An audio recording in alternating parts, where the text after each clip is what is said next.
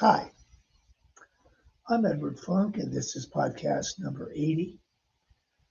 It's kind of a special one today because Loretta Young explains what it was really like to win an Oscar.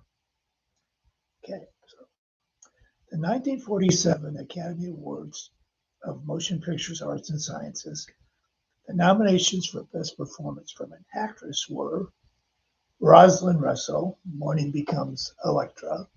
That was a Eugene O'Neill, based on a Eugene O'Neill play. Joan Crawford in Possessed. Now, I'm not a big Joan Crawford fan, but this movie is worth seeing. But you need to be kind of careful because uh, she made two movies with the same title. One in the early 30s with Clark Gable. This is the one made in 47 that you want to watch. Okay, next, Susan Hayward in Smash Up, the Story of a Woman. Now, if you see this one, keep in mind that this character is based on Bing Crosby's wife, uh, Dixie Crosby. Well, Dixie, what was her actress name? I think it was Dixie Carter. I'm not sure. Anyway, um, and then the last two, Gentleman's Agreement with Dorothy McGuire and Loretta Young with The Farmer's Daughter. Now, Loretta asked her husband Tom to write an acceptance speech for her. She explained, "It was not because I thought I was going to win. In fact, I knew I wasn't. But I had seen an actress, an important actress, win an Academy Award, and all she could do was stand up there and cry. She never did pull herself together. That kind of display would never be part of Loretta's public presentation." And I've thought about this in more recent years. Um, if you think back to the year where Halle Berry won an Academy Award, and she stood up there and cried and cried and cried, it made me think back to what Loretta had said. The nomination had allowed Loretta to go to Adrian for a new dress. Now, you know, Loretta's been in movies for a long time now and had a lot of special gowns designed for her. And she knew by this time that these designers, they had a chest where they were keeping um, the most important fabrics they had, and they were waiting for just the right occasion to use it. So Loretta asked Adrian to open up that chest, and the two of them uh, found some green taffeta. So that's what they used, and he designed a great dress with ruffles all over it. Loretta says, "I was perfectly happy with the nomination and my new Adrian dress." Now, Rosalind Russell was a heavy favorite in the best performance by an actress category, with Loretta pulling up at the tail end. Rosalind called Loretta the night before. She was one of two, really, Loretta's movie star friends. The other one was Irene Dunn. Uh, but to be clear, neither of those friendships were intimate. They never discussed personal issues. They just enjoyed each other's company with their husbands. I laughed and said, "Rosalind, everyone knows where it's going to go." The ceremony was held in the Shrine Auditorium on March 20th, 1948. Loretta recalled, "Pollyanna and Sally weren't coming because Mama had said, well, if she's not going to win, let's not go and embarrass her. Georgiana and Ricardo, Loretta's sister Georgiana, ended up sitting a few rows behind us. Producer Armand Deutsch was sitting next to Loretta. Now, need to hear about Armand Deutsch. He grew up in Chicago, very wealthy family, uh, the Hyde Park area. Um, and you remember the famous crime of Leopold and Loeb, these two genius guys uh, who decided They wanted to commit the perfect crime and get away with it. That was the only motivation. They ended up kidnapping a kid named Bobby Green and killing them, and their whole plan unraveled. But the reason I'm into this story, the intended victim for this crime was Armand Deutsch, but he had a dental appointment that day, and his father's uh, chauffeur and limousine was right there at the school to pick him up to take him to the dental school. So that's how he avoided being the victim. Okay, so back to the Academy Awards. Um, Harmon was close enough to uh, hear Tom, as Loretta's husband, keeps saying. Now, hold on, I'll get what he had to say.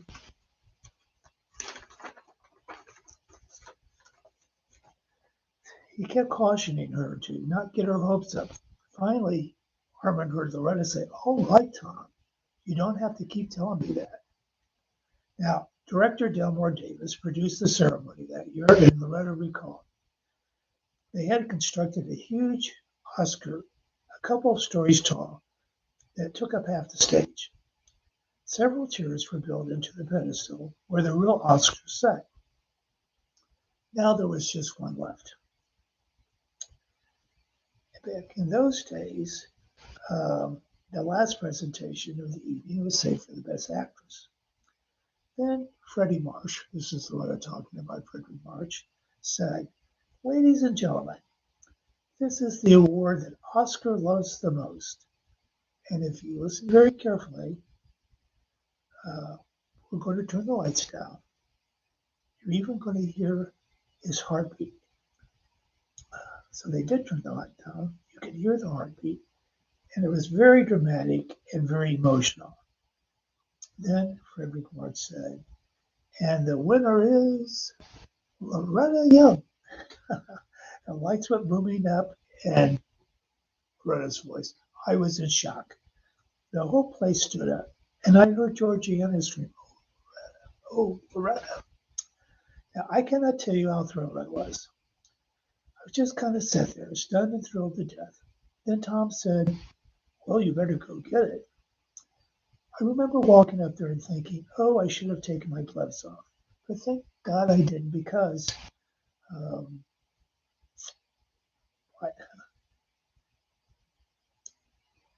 because in the pictures, they looked marvelous with the dress. The stairs to the stage went up from the front aisle, and the dress had a hoop in it. So as I lifted it up to walk up the stairs to the stage, it just looked like what I was told later from people in the audience. Um, it looked like I was a green butterfly floating up step. So Freddie presented me the Oscar, and thank God that whole speech flashed back in my mind, and it went off perfectly. Everyone seemed so thrilled for me, and not only because I'd been such a dark horse, but I think, I'd been in the business for 20 years and never had been nominated before, never came close to being nominated. Let me think of some arithmetic. This is in 47. Rhoda was born in 30. So she's 34. She'd already made 20 movies. I, uh, I stayed an extra half hour talking to the press because being lowest on the totem pole of expectations, they had bothered to prepare the history on me. Now, this anecdote reveals how Loretta's mother, Gladys, uh, her kind of distance from the film industry, even though it was Loretta's earnings from the age of 13 on that allowed them to move from a boarding house that they managed to a Southern colonial house on Sunset Boulevard in Bel Air. So now back to Loretta. So I wanted to call Mama before I left the theater. It must have been midnight by then, and I woke her up. She was sure I wasn't going to win, so she hadn't listened to the program on the radio. I said, Mama, this is Loretta. She said, yes, dear. What's the matter? I said, well, I won. She said, well, wonderful, but what did you win? I said, the Academy Award. She said, oh, that's wonderful. Wonderful, dear. Congratulations. I'll come by your house for brunch tomorrow. So we planned for the whole family to come over the next day for brunch. Now, when we came out of the theater, the car from the studio that had hired us had disappeared. I guess the driver assumed we had left for somebody else. I'd stayed that extra half hour. There were some duplex apartments across the street from the Shrine Auditorium, and a woman was standing on her balcony. She was the only person around, and she said, hey, Loretta, how's it feel? I answered, marvelous, just marvelous. I just love it. And we had a long conversation while someone found a taxi. Tom and Loretta sat up and talked until 7 a.m., not wanting the excitement to fade.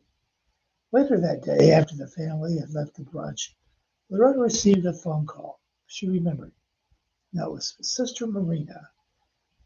She's the one who I said in the first grade, oh, no, sister, I don't need to learn to write. I'm going to be a movie star, and movie stars have secretaries.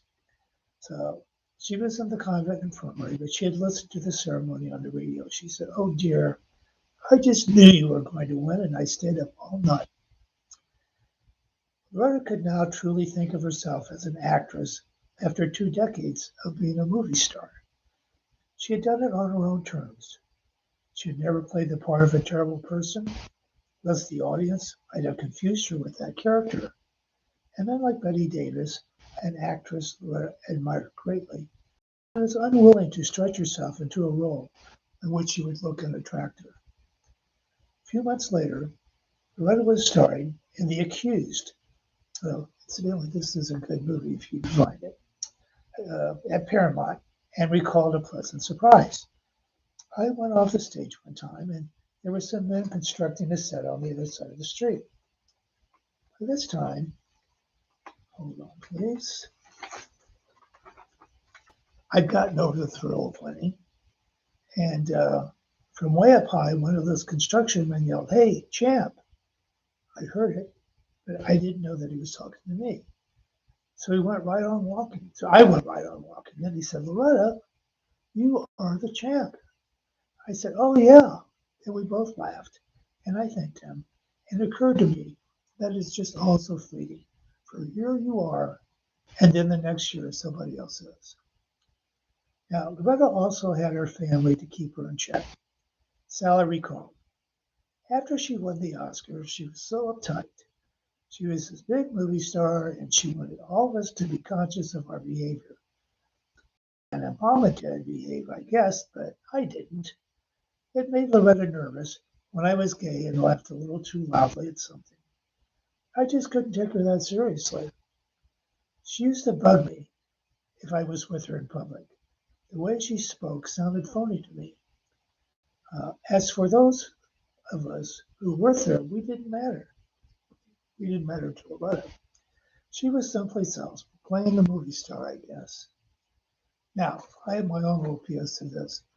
I went with Loretta to Providence, Rhode Island, where she was being presented an honorary doctorate.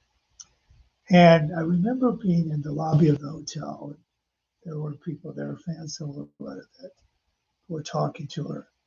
And the way she talked back to them, she was someone who I really wasn't familiar with. She was just this larger than life character, as Sally would say, playing the movie star. And later, I asked her, well, why don't you just be yourself in those circumstances? Because I think people would really like to know who you really are. And she said, I'll tell you what, 2 reasons. One, they want me to be larger than life. They want me to be a movie star. So I'm giving them what they want. But the other side of it is, I've been in this kind of position for 60 years. I want to protect myself. Someone like you, someone like my family, someone like my friends, they know who I really am. But I don't want it to go beyond that.